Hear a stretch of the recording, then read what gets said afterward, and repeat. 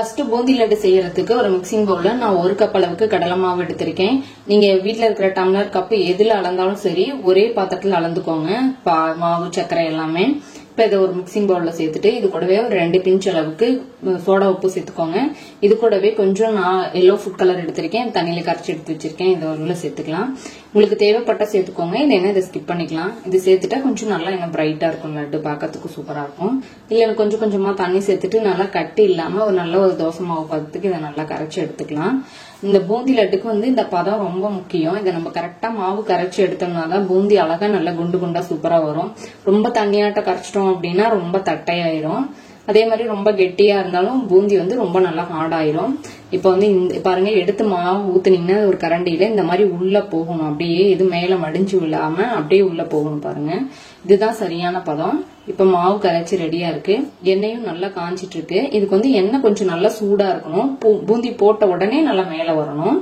இப்போ நம்ம பூந்தி பொரிக்கிறதுக்கு இந்த மாதிரி கண்ணு கரண்டி எல்லார் வீட்லயும் இருக்கும், இதை எடுத்துக்கலாம். அப்படி இல்லைன்னா பூந்தி பொரிக்கிற இந்த மாதிரி பூந்தி கரண்டி எடுத்துக்கலாம். இதை எடுத்தோம்னா கொஞ்சம் நிறைய பேட்ச் ஊத்தி பொரிச்சுக்கலாம். அதுன்னா கொஞ்சம் கம்மியா ஊத்தணும், அவ்வளவுதான்.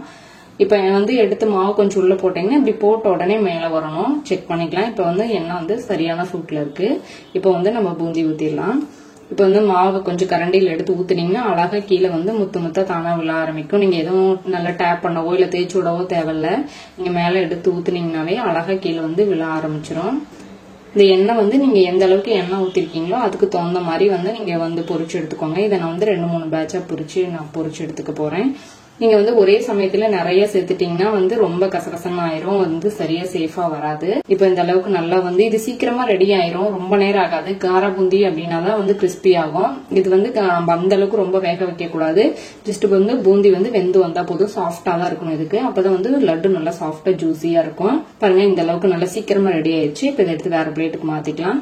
இதே மாதிரியே நம்ம எல்லா பூந்தியும் பொரிச்சு எடுத்துக்கலாம்.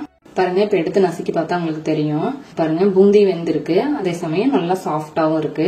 இப்ப எல்லா பூந்தியும் பொரிச்சாச்சு. பாருங்க, எல்லாமே இப்ப பூந்தி ரெடியா இருக்கு. ஸ்டவ் ஆன் பண்ணி பேன் வச்சுட்டு இதுல 2 டேபிள் ஸ்பூன் அளவுக்கு நெய் சேர்த்துக்கோங்க. இதுல ஒரு 2 கிராம்பு சேர்த்துக்கோங்க. இதுல கொஞ்சம் முந்திரியை நான் உடைச்சு வச்சிருக்கேன், இது உள்ள சேர்த்துக்கலாம். சேர்த்துட்டு முந்திரி நல்லா செவந்து வர அளவுக்கு கொஞ்சம் நம்ம வறுத்துக்கலாம். முந்திரி இந்த அளவுக்கு வறுபட்டதுக்கு அப்புறம் இதுல கொஞ்சம் திராட்சை சேர்த்துக்கலாம். திராட்சையும் சேர்த்துட்டு நல்லா செவந்து வர அளவுக்கு இதை நம்ம வறுத்து எடுத்துக்கலாம். முந்திரியும் திராட்சையும் நல்லா இந்த அளவுக்கு வறுபட்டுருச்சு. இப்ப இதை எடுத்து ஓரமா வச்சிடலாம். இப்ப இன்னொரு கடாய் வச்சுட்டு இதுல நான் 1 கப் அளவுக்கு சர்க்கரை சேர்த்திருக்கேன். இதுக்கு 1/2 கப்பை விட கொஞ்சம் அதிகமா தண்ணி சேர்த்திருக்கேன் நானு. நீங்க இந்த அளவுக்கு 1 கப் அளவுக்கு சர்க்கரை எடுத்தீங்க அப்படின்னா இது கொஞ்சம் நல்ல இனிப்பாவே இருக்கும் லட்டு. உங்களுக்கு ரொம்ப இந்த அளவுக்கு இனிப்பு வேண்டாம் அப்படின்னா நீங்க ஒரு 3/4 கப் அளவுக்கு சர்க்கரை சேர்த்தீங்கன்னாவே சரியா இருக்கும். இதுல கொஞ்சம் நான் எல்லோ ஃபுட் கலர் சேர்த்துக்கிறேன். நீங்க விருப்பப்பட்ட சேர்த்துக்கோங்க, இல்லைன்னா ஸ்கிப் பண்ணிக்கலாம். சேர்த்துட்டு இந்த பூந்தி லட்டுக்கு ரொம்ப ரொம்ப இந்த பாகு பதம் ரொம்ப அவசியம். கரெக்டா இருக்கணும் பாகு. நல்லா ஒரு கம்பி பதம் வரணும், அந்த அளவுக்கு நம்ம கரெக்டா காய்ச்சி எடுத்துக்கணும்.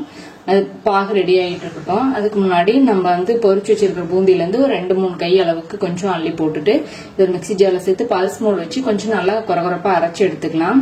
இந்த மாதிரி நம்ம அரைச்சிட்டு நம்ம லட்டு பிடிக்கிறதுல சேர்த்து பிசையும் போது நல்லா ஷேஃபா அழகா வரும் லட்டு. அதுக்காக தான் இப்போ நல்லா பாகு ரெடி ஆயிருச்சு. நீங்க நல்லா ஒரு 4-5 டைம் கூட செக் பண்ணிக்கிட்டே இருங்க. பாகோட பதம் தாண்டிடக்கூடாது. அதே மாதிரி முன்னாடி எடுத்துட்டாலும் லட்டு பிடிக்க வராது. நீங்க ரொம்ப அதிக நேரம் ரொம்ப காய்ச்சிட்டீங்க அப்படின்னா லட்டு பாத்தீங்கன்னா நல்லா ஹார்ட் ஆயிரும், உடைக்கிற மாதிரி ஆயிரும். அந்த மாதிரி ஆகக்கூடாது. நல்லா ஒரு கம்பி பதம் சரியா இருக்கணும். இப்ப இந்த மாதிரி எடுத்து கரண்டியில எடுத்து அப்படியே கொஞ்சம் சூடாதான் இருக்கும், எடுத்து அப்படியே தொட்டு பாத்தீங்கன்னா ஒரு கம்பி மாதிரி ஃபார்ம் ஆகும். இதுதான் சரியான பதம். இப்ப பாகு சரியா இருக்கு. இப்ப இதுல ஒரு 2-3 டிராப்ஸ் லெமன் ஜூஸ் பிழிஞ்சு விட்டுக்கலாம். அப்ப அந்த லட்டு மேல இந்த ஒயிட் கலர்ல கோட்டிங், சுகரோட கோட்டிங் வராம இருக்கும். இப்ப இதுல நம்ம பொரிச்சு வச்சிருக்கிற லட்டெல்லாம் உள்ள சேர்த்துக்கலாம். நம்ம மிக்சி ஜார்ல நம்ம அரைச்சு வச்சிருக்கோம், அதையும் இது கூடவே சேர்த்துடலாம். இதுல நம்ம ஃப்ரை பண்ணி வச்சிருக்கிற நட்ஸையும் சேர்த்துட்டு நல்லா எல்லாம் ஒரு வாட்டி கலந்துக்கலாம். இப்ப பார்த்தா கொஞ்சம் தண்ணி மாதிரி இருக்கிற மாதிரி இருக்கும். சீக்கிரமாவே இது நல்ல சுகர் சிரப்லாம் நல்லா அப்சர்வ் பண்ணி இந்த பூந்தியில நல்லா ஜூசி ஆயிரும். ஏன்னா இது நம்ம பாகும் சரியான பதத்துல காய்ச்சிருக்கோம், பூந்தியும் கரெக்டா பொரிச்சு எடுத்திருக்கோம். நம்ம ரொம்ப ஃப்ரை பண்ணிட்டோம் அப்படின்னா பூந்தியை அது சீக்கிரமா அப்சர்வ் பண்ணாது. இதுலயே ஒரு 1/4 டீஸ்பூன் ஏலக்காய் தூள் சேர்த்துக்கோங்க. சேர்த்துட்டு இதெல்லாம் நல்லா ஒண்ணு சேர நல்லா கலந்து விட்டுட்டு இது நல்லா இப்ப சூடா இருக்கு. இது கொஞ்சம் நல்லா ஆறிட்டு நம்ம லட்டு பிடிக்கிறதுக்கு கை பிடிக்கிற சூடு வர வரைக்கும் நம்ம கொஞ்சம் வெயிட் பண்ணணும். அதுக்குள்ள இது நல்ல சுகர் சிரப்பும் நல்லா அப்சர்வ் ஆகி நல்லா கரெக்டா வந்துடும். ஏன்னா இதெல்லாம் நம்ம சரியான பதத்துல செஞ்சிருக்கனால கரெக்டா இருக்கும். பாருங்க இப்ப எல்லா சுகர் சிரப்பும் நல்லா அப்சர்வ் ஆயிடுச்சு, கொஞ்சம் கூட இல்ல. இப்ப இது வேற ஒரு பாத்திரத்துக்கு நம்ம மாத்திக்கலாம். இப்ப கையில் தேவைப்பட்ட கொஞ்சம் நெய் இல்லைன்னா எண்ணெய் சேர்த்துட்டு உங்களுக்கு எந்த சைஸ்க்கு லட்டு தேவையோ அந்த அளவுக்கு நம்ம எடுத்து நல்லா அழகா லட்டு பிடிச்சிக்கலாம். நீங்க லேசா அப்படியே எடுத்து பிடிக்க ஆரம்பிச்சீங்கன்னாவே சூப்பரா அழகா திரண்டுட்டு வந்துடும். நம்ம அரைச்சி இதுல சேர்த்திருக்கனால அந்த பூந்திய இது லட்டு பிடிக்கிறதுக்கு நமக்கு கொஞ்சம் நல்லா ஷேப்பா வரும். இல்லைன்னா கொஞ்சம் ஒரு மாதிரி ஷேப் ஒரு மாதிரி இருக்கும். இப்ப பாருங்க நல்லா சூப்பரா அழகா பிடிக்க வந்துருச்சு. அதே மாதிரி இந்த லட்டு பிடிக்கும் போது ஒவ்வொரு டைமும் அந்த முந்திரி கொஞ்சம் ஒவ்வொரு முந்திரி சேர்த்து வச்சு பிடிச்சிங்கன்னா சாப்பிடும் போதும் அது நல்லா ஒரு கடிபட்டு சாப்பிடறதுக்கு ரொம்ப சூப்பரா இருக்கும். அதனால ஒவ்வொரு லட்டு பிடிக்கும் போதும் அந்த முந்திரி ஒண்ணு எடுத்து வச்சு அந்த மாதிரி பொடிச்சு வச்சுக்கோங்க. பாக்குறதுக்கும் அழகா இருக்கும், சாப்பிடறதுக்கும் ரொம்ப டேஸ்டா இருக்கும். அவ்வளவுதாங்க, நம்ம சூப்பரான பூந்தி லட்டு ரொம்ப ஈஸியா ரெடி ஆயிடுச்சு. இந்த தீபாவளிக்கு நீங்களும் இந்த ரெசிபியை ட்ரை பண்ணி பாருங்க. உங்களுக்கு எப்படி வந்துச்சுன்னு சொல்லிட்டு கமெண்ட் பண்ணுங்க.